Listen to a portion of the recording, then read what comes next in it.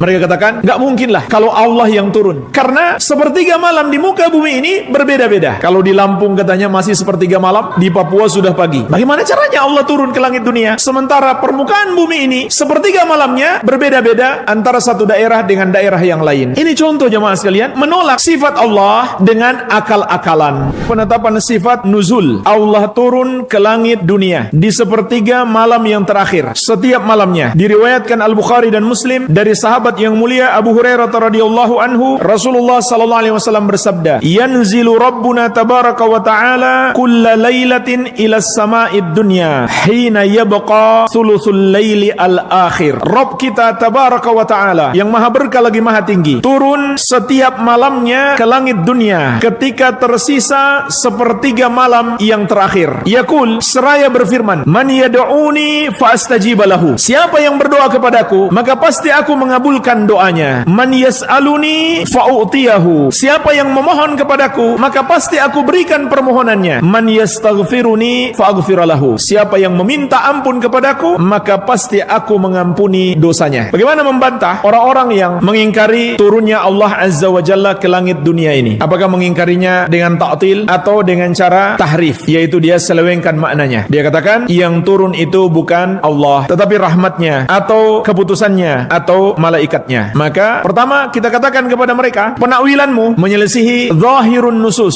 zahirnya dalil. Padahal dalam bahasa Arab pada asalnya kita harus mengambil zahir. Nggak boleh kita takwilkan kecuali kita takwil berdasarkan ilmu dengan dalil atau dengan korina-korina yang menunjukkan yang dimaksud bukan zahirnya. Contoh jemaah sekalian, kita katakan saya melihat singa. Nggak boleh ditafsirkan, oh maksudnya singa itu orang pemberani. Tidak, itu harus dipahami singa beneran. Kecuali kalau ada dalilnya. Saya melihat singa di atas mimbar. Dalilnya apa? Di atas mimbar. Berarti bukan singa beneran yang dia maksud nih. Maksudnya orang yang pemberani, ahli pidato, berapi-api, nggak takut dia menyampaikan kebenaran. Jawaban yang kedua, penakwilan kalian bahwa yang turun itu bukan Allah, tapi rahmatnya saja atau keputusannya atau malaikatnya, itu menyelisihi jalan salaf, bahkan ijma' salaf. Rasulullah sallallahu alaihi wasallam dan para sahabat tidak pernah menakwilkan seperti itu. Dan kita sudah tahu bersama, hanya ada satu jalan yang benar, selain itu adalah menyimpang. Wa sataftariqu ummati ala 73 firqah. Umatku akan terpecah menjadi 73 golongan. Semuanya di neraka kecuali satu. Ma'ana alaihi wa ashabi, yang mengikuti aku dan para sahabatku. Jawaban yang ketiga, kita katakan kepada mereka, penakwilan kalian tidak didukung dengan dalil sahih. Tidak ada dalil yang mengatakan bahwa yang turun itu bukan Allah, hanya rahmatnya saja, hanya keputusannya saja, hanya malaikatnya saja, bukan Allah. Jadi jemaah sekalian, ini 3 jawaban untuk semua penakwilan sifat-sifat Allah yang menyimpang. Ini berlaku umum. Jawaban yang keempat, terdapat dalam hadis itu sendiri. Kalau mereka katakan yang turun adalah rahmatnya saja atau malaikatnya atau keputusannya, maka hadis ini membantah mereka. Karena dalam hadis ini dikatakan Allah berfirman, siapa yang berdoa kepadaku, aku akan kabulkan. Siapa yang memohon kepadaku, aku akan beri permohonannya. Siapa yang memohon ampun kepadaku, aku akan ampuni dia. Yang bicara begitu pasti Allah. Bantahan yang kelima, dalil-dalil tentang Allah mendengarkan doa dan mendengarkan pembicaraan seluruh makhluk di waktu yang sama. Tapi Allah lakukan itu satu persatu. Ini bisa jadi bantahan, terutama membantah dalil akal-akalan mereka. Mereka katakan, nggak mungkinlah kalau Allah yang turun. Karena sepertiga malam di muka bumi ini berbeda-beda. Kalau di Lampung katanya masih sepertiga malam, di Papua sudah pagi. Bagaimana caranya Allah turun ke langit dunia? Sementara permukaan bumi ini sepertiga malamnya berbeda-beda antara satu daerah dengan daerah yang lain. Ini contoh jemaah sekalian, menolak sifat Allah dengan akal-akalan. Maka apa jawaban kita? Kita katakan, apa susahnya itu bagi Allah? Buktinya adalah Allah maha mampu mendengarkan semua doa yang kita panjatkan, bahkan semua pembicaraan kita secara bersamaan dan satu persatu. Terus apa susahnya Allah turun ke seluruh langit dunia secara bersamaan walaupun waktunya berbeda-beda? Apa susahnya? Sebagaimana kelak kita akan dihisab, berbicara langsung dengan Allah satu persatu tapi bersamaan. Begitu pula jemaah sekalian, Allah maha mampu turun ke seluruh langit dunia secara bersamaan walaupun waktunya berbeda-beda. Itu mudah bagi Allah Azza wa Jalla. Barang siapa yang menolak sifat Allah karena akalnya tidak bisa menerima, sebab tidak mungkin katanya Allah turun ke langit dunia secara bersamaan sementara langit dunia ini berbeda-beda waktunya antara satu daerah dengan daerah yang lain, maka secara tidak langsung dia telah samakan Allah dengan makhluk. Karena makhluk nggak bisa melakukan itu. Kalau dia bilang Allah nggak bisa melakukan itu, dia juga berarti telah menyamakan Allah dengan makhluk. Subhanallah. Mereka mengatakan Ahlus Ahlus Sunnah mengimani sifat-sifat Allah sebagai musyabbihah. Musyabbihah itu artinya menyamakan Allah dengan makhluk. Tapi sebenarnya mereka sendiri yang menyamakan Allah dengan makhluk. Padahal Allah telah berfirman, "Laisa kamitslihi syai'un wa huwas samiul basir." Tidak ada yang serupa dengan Allah, dan Allah Maha mendengar lagi Maha melihat. Al-Amwah menemani ibadahmu juga hijrahmu.